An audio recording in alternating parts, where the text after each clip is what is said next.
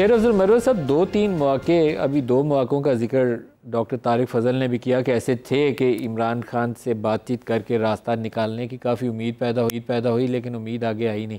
علی امین گنڈا پور سے ہم نے انٹرویوز کیے تو انہوں نے بھی کہا کہ کوئی 90%، 99% بھی انہوں نے کہا ایک موقع کے اوپر چانس تھا، 1% سے بات رہ گئی۔ تو یہ بات 1% سے رہ کیا جاتی تھی؟ وہ بات بتا دیں، اور وہ کون ایسا بندہ تھا جو درمیان میں سپوائلر کا رول ادا کرتا تھا؟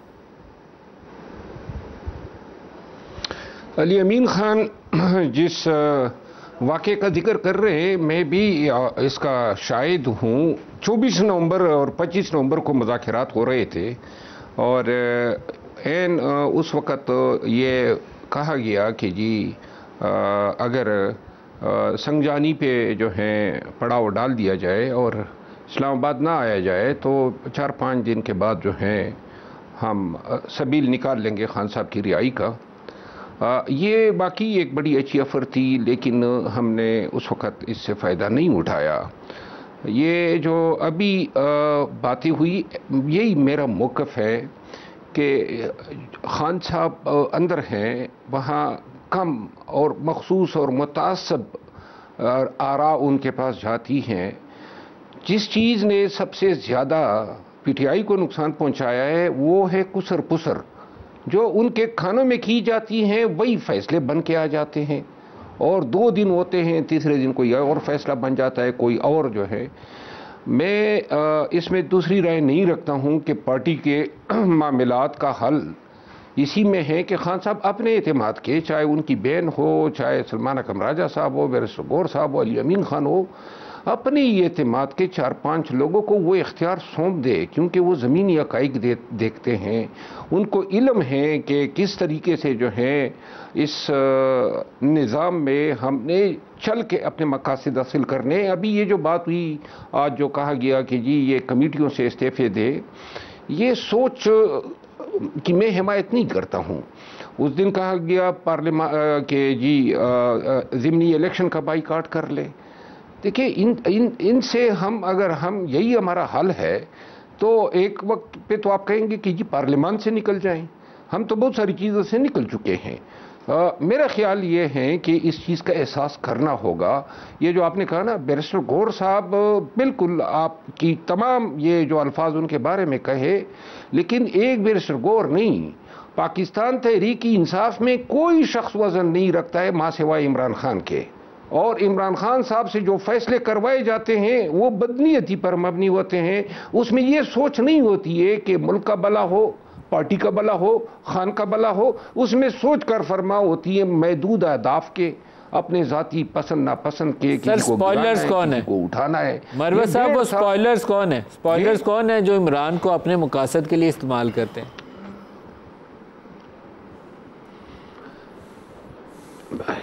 یہ جو ڈاکٹر صاحب نے بات کی نا، جس میڈیا کا حوالہ دیا، آپ آج کل دیکھ سکتے ہیں کہ میری جو ہے بڑی عزت افزائی ہو رہی ہے، اور میں نے کبھی پارٹی کے یا خان کے خلاف کوئی بات نہیں کی ہے، لیکن جو میری فکری اور میری انٹلیکچول کوئی میری ایک رائے ہو سکتی ہے، وہ میں کسی کے لیے تبدیل نہیں کر سکتا ہوں، وہ وہی رہے گی۔ میں ایک وکیل ہوں، میں نے ہمیشہ یہ سیکھا ہے کہ ہم نے انٹلیکچول ڈس آنیسٹی نہیں کرنی ہے۔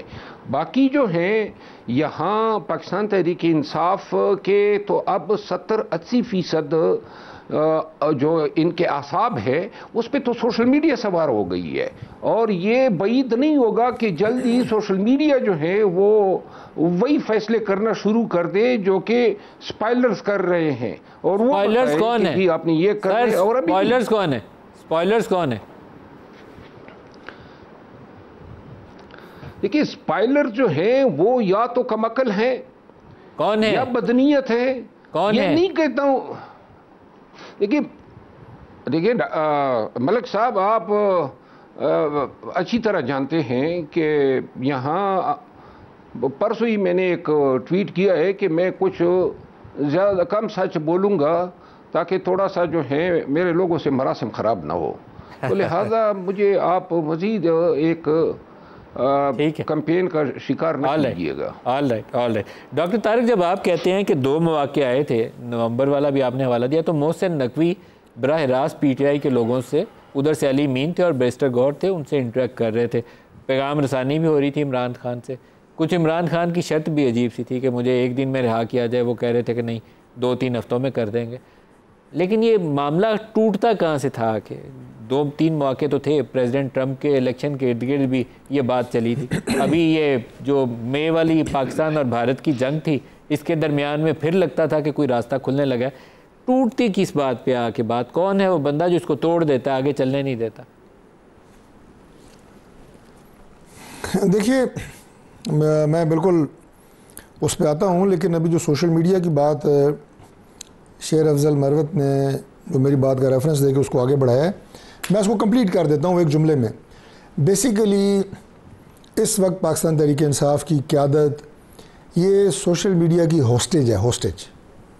یہ ہوسٹیج بن گئے ہیں سوشل میڈیا، ان کی اپنے جو پاکستان میں پاکستان سے باہر بیٹھے ہیں. جو بھی ان کے، جو آپ نے کہا نا کہ سنجیدہ سوچ رکھنے والے پارلیمنٹیرین ہیں یا لیڈر ہیں پاکستان تحریک انصاف کے، اس میں کوئی شک نہیں ہے کہ عمران خان جو ہے وہ سینٹرل پرسن ہے اور پارٹی وہی ڈومینیٹ کرتے ہیں اور انہی کی فیصلوں کے اوپر ہی پارٹی فیصلے کرتی ہے. لیکن اگر میڈیا پہ، پارلیمنٹ میں اگر کوئی مہذب بات کرے پاکستان تحریک انصاف کا ایم این اے، کوئی لیڈر، اسے ان کی اپنی سوشل میڈیا سے جو گالیاں پڑتی ہیں وہ ہمارا سوشل میڈیا سوچ بھی نہیں سکتا کہ وہ ان کو دے. اور اس کی وجہ سے پھر وہ بھی اپنا سٹینس جو ہے وہ چینج کریں گے، وہ ہاکی سائٹ پہ آئیں گے، عمران خان کی طرف جائیں گے، تو وہاں پہ بھی وہ ان کے جو جذبات اور ان کی جو سیاسی ولولہ انگیزی ہے وہ ان کے لیے شدید نقصان کا باعث بن رہی ہے. یہ ایک بات ہے. دوسری بات یہ جی جو بات چیت آپ نے کہی 24-25 نومبر کو، اور اس کے بعد یہ معاملات خراب کیسے ہوئے؟ بشرا بی بی کی وجہ سے. یہ معاملات جو ہیں بشرا بی بی کی وجہ سے خراب ہوئے، اور اس میں جو لوگ ایک پازیٹیو کردار ادا کر رہے تھے، کوئی ایسا نہیں تھا کہ وہ اگر بات چل پڑتی تو اگلے دن عمران خان نے رہا ہو جانا تھا. ظاہر ہے اس کے لیے ایک پروسیس ہے، اس کو فالو کیا جاتا. لیکن جو پوری صورتحال کے اندر جو تناؤ کی کیفیت تھی وہ سب سے پہلے کم ہوتی، مذاکرات کے دروازے کھلتے، اور اس کے بعد گورنمنٹ جو ہے اس کا یہی رول ہوتا ہے کہ ہم جو پروسیکیوشن ہے اس کے ذریعے کوئی ہیلپ ان کی کر سکتے تھے. بہرحال وہ کیسے رہا ہوتے یہ تو الگ ایک بحث ہے. لیکن علی امین گنڈاپور کی بھی اس وقت میں سمجھتا ہوں کہ شاید زندگی وہ تاریخی لمحات میں سے ایک لمحہ وہ تھا جب ان کے منہ سے بھی کوئی خیر کی بات نکلی یا پازیٹیو بات نکلی کہ یس وی شوڈ ہولڈ. لیکن بشرا بی بی نے اس وقت یہ سارے جو مذاکرات اور یہ ساری باتیں جو ہو رہی تھیں، عمران خان خود بھی چاہتے تھے کہ یہ بات جو ہے بات چیت کی طرف جائے اور اس کا کوئی پازیٹیو حل نکلے، لیکن وہ سیبوٹاج جو ہوا وہ بشرا بی بی کی وجہ سے ہوا. اچھا سر، ایک یہ سیاسی تو بحث مباحثہ کر ہی رہے ہیں، آج کل ایک اور بڑا سیاسی ایشو ہے، اس پہ بھی آپ کی موجودگی کا فائدہ اٹھائیں. نئے صوبوں کے اوپر آج کل بڑی گرما گرم بیانات آ رہے ہیں، 12 صوبے بنا دیں، 10 بنا دیں، 14 بنا دیں، 16 بنا دیں. صوبے بننے چاہیے، کوئی مذائقہ نہیں ہے. انڈیا نے 55 میں شروع کر دیا تھا، 50s میں ہی، اور وہ اب مزے سے بنائے جا رہے ہیں، کوئی بہت بڑی کنٹروورسیز بھی نہیں آتی. پاکستان میں it's going to be a very thorny issue. کہیں پہ لسانیت آ جائے گی، کہیں پہ وہ پختون کا ایشو آ جائے گا، کہیں بلوچ کا ایشو آ جائے گا. کیسے آگے بڑھیں؟ میں ملک صاحب حیران ہوتا ہوں کہ ہم اس وقت کیا ہمارے پاس مسئلے اور مشکلات کیا کم ہیں کہ ہم اس وقت ایک اور مشکل خود کریٹ کرنا چاہتے ہیں. آپ کے خیال میں یہ کیوں آئی یہ سوچ اس وقت؟ یہ میں حیران ہوں کہ یہ کیوں آئی ہے، یا ان کو اس کا ادراک نہیں ہے کہ جب آپ ایک دفعہ اس مسئلے کو چھیڑیں گے تو وہ تمام زبان کی بنیاد پہ، ایتھنیسٹی کی بنیاد پہ جو صوبوں کے مطالبات ماضی میں ہوتے رہے ہیں وہ دوبارہ جاگیں گے. کیونکہ اب تو اس وقت تو کوئی ریئل مطالبہ تو موجود نہیں تھا، تحریک کم از کم موجود نہیں تھی. لیکن جب آپ اس معاملے کو لگے گا ان کو کہ اب یہ معاملہ کھلنے لگا ہے، تو پھر ہزارہ صوبے والے انہوں نے بھی قربانیاں دی ہوئی ہیں، سراکی صوبے کے لیے بھی، بھاولپور صوبے کے لیے بھی، بلوچستان کے اندر بھی پختون صوبے کا مطالبے کے لیے. تو ایک یہ سارے مطالبات اٹھ کھڑے ہوں گے اور ایک ڈسٹرپشن کا ماحول پیدا ہوگا. مجھے خوف یہ ہے، اس کی کوئی ضرورت نہیں تھی، اور ویسے بھی ضرورت نہیں ہے. میں سمجھتا ہوں کہ اگر آپ کا مقصد ڈیولوشن ہے اور ایڈمنسٹریٹو بنیاد پہ صوبے بنانا ہے تو اس سے تو کہیں بہتر ہے آپ مقامی حکومتوں کے نظام کو بہتر بنا لیں. کیونکہ ایڈمنسٹریٹو جو یونٹس ہوتے ہیں وہ صوبے نہیں ہوتے، صرف صوبے ایڈمنسٹریٹو یونٹس کے علاوہ سیاسی یونٹس بھی ہوتے ہیں۔ آپ کے خیال میں ان 4 صوبوں کے سٹرکچر کو نہیں چھیڑنا چاہیے؟ میرا خیال نہیں چھیڑنا چاہیے۔ اگر چھیڑنا چاہتے ہیں تو اس کے لیے ایک بڑا لانگ ٹرم کنسنسس ڈیولپ کرنا پڑے گا، جیسے انڈیا نے کیا تھا۔ انہوں نے دیکھیں 2 سال تک ان کا ایک کمیشن بیٹھا تھا جس کو اسٹیٹس ری آرگنائزیشن کمیشن کہتے ہیں۔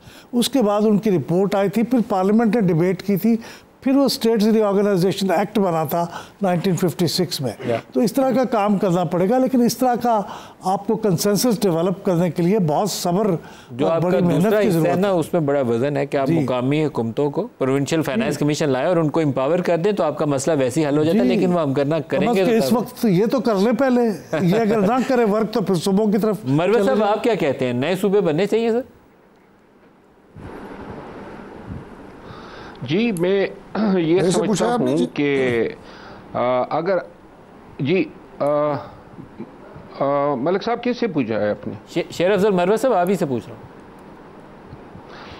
جی میں یہ عرض کر رہا ہوں کہ اگر آپ خیبر پختونخوا کو دیکھ لیں، خیبر پختونخوا کا جو رقبہ ہے اور جو آبادی ہے وہ پورے یونائٹڈ کنگڈم سے زیادہ ہے، اور یونائٹڈ کنگڈم جو ہے اس میں جو صوبے جن کو وہ اسٹیٹ کہتے ہیں، ویلز ہیں، انگلینڈ ہے، آئرلینڈ ہے، اس کے علاوہ ایک 5 پہ مشتمل ہے۔ میں یہ سمجھتا ہوں کہ ہم اگر اس سوچ پہ جائیں کہ ہم نے تھوڑی سی سہولت پیدا کرنی ہے، بلوچستان کو آپ دیکھیں تو اس سے 5 یونائٹڈ کنگڈم بن سکتے ہیں، اور ترقی جو ہے وہ مفقود ہیں، تو لہٰذا جہاں ضرورت ہے صوبے بننے سے جو ہے ترقی کا راستہ ضرور کھلتا ہے۔ اس میں آپ ایتھنیسٹی کو یا زبان کو ترجیح نہ دیں، بلکہ پبلک کے ویلفیئر کو دیکھیں۔ ساؤتھ پنجاب کا آپ دیکھیں کافی عرصے سے، یہ تو نہیں ہے 20 سال سے یا 30 سال سے یہ مطالبہ آ رہا ہے، ہزارہ کا مطالبہ آ رہا ہے۔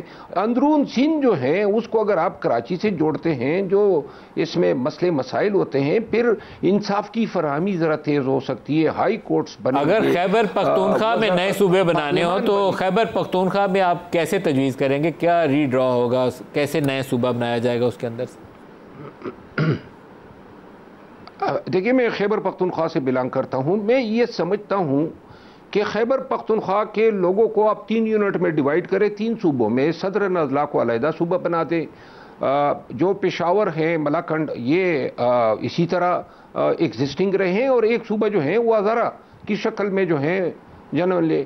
اس سے جو ہے بہت ساری محرومیاں دور ہو سکتی ہے، اور ہم خیبر پختونخوا میں یہ تینوں جتنے ریجنز ہیں، اب اگر ہزارہ کا ریجن ہے تو کہیں پہ ان کو بولی جاتی ہے، بٹگرام میں، مانسہرہ، ایبٹ آباد، علی پور میں پشتو بھی بولی جاتی ہے، تو لہٰذا یہ سوچ کہ جی اس سے ایتھنیسٹی کو ہوا ملے گی، ڈی سینٹرلائزیشن کو، یا حب الوطنی متاثر ہوگی، میں یہ سمجھتا ہوں صدرن پنجاب کو آپ دیکھیں، ملتان کو دیکھیں اور لاہور کو دیکھیں، کتنا یہ سرائکی بیلٹ ہے۔ اب اگر سرائکی بیلٹ ایک کامن بانڈ ہے ان کے بیچ، وہاں انہی علاقوں میں پنجابی بھی آباد ہے، حتیٰ کہ پشتون بھی آباد ہے۔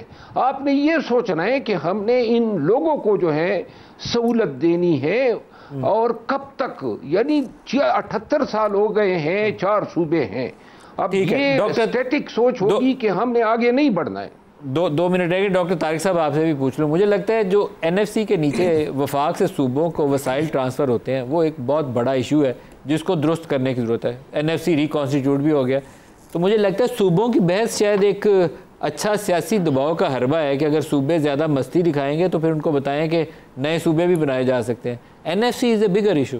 ڈاکٹر طارق صاحب۔ ملک صاحب، اس میں 2 ڈیفرنٹ پارٹس ہیں میرے جواب کے۔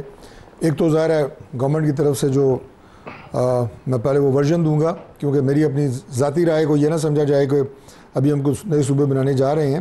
ابھی ایسی کوئی بحث گورنمنٹ کوریڈورز میں یا ہمارے اتحادیوں میں نہیں ہے کہ نئے صوبے بنائے جائیں۔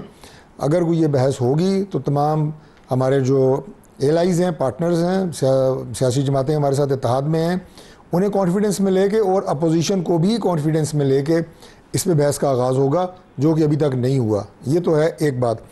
دوسری بات یہ جو اکیڈیمک ڈیبیٹ ابھی ہوئی ہے، وہ جواب میں بلال صاحب کی اور شیر افضل مروت صاحب کی گفتگو کے بیچ میں اس میں نکالوں گا. انہوں نے جو بات کی بلال صاحب نے وہ اپنی جگہ پہ بالکل مسلم بات ہے کہ اس وقت جو کیفیت ہے ملک میں ہم تھوڑا تاخیر کر چکے ہیں. اگر ہم نے صوبے بنانے تھے اب تھوڑی سی جو پولرائزیشن ہے اس میں کنسنسس کا ماحول پیدا کرنے کے لیے مزید محنت کی ضرورت ہے جو کہ ضروری ہے صوبے بننے کے لیے. اور ایڈمنسٹریٹو بنیادوں کے اوپر اگر پاکستان میں صوبے بنتے ہیں تو اس سے فائدہ ہو سکتا ہے, میرا خیال ہے نقصان نہیں ہوگا. لیکن جو ایشوز اس وقت چل رہے ہیں again I will close with these remarks, اس میں بہت محتاط رہنے کی ضرورت ہے. آگے بہت زیادہ آپ یہ کہیں کہ ہم ایک بڑی تھن لائن کے اوپر چل رہے ہیں اور اس کی جو ابھی جو بنیان المرصوص ہے وہ تو ختم ہو چکا ہے لیکن مارکہ حق ابھی جاری ہے.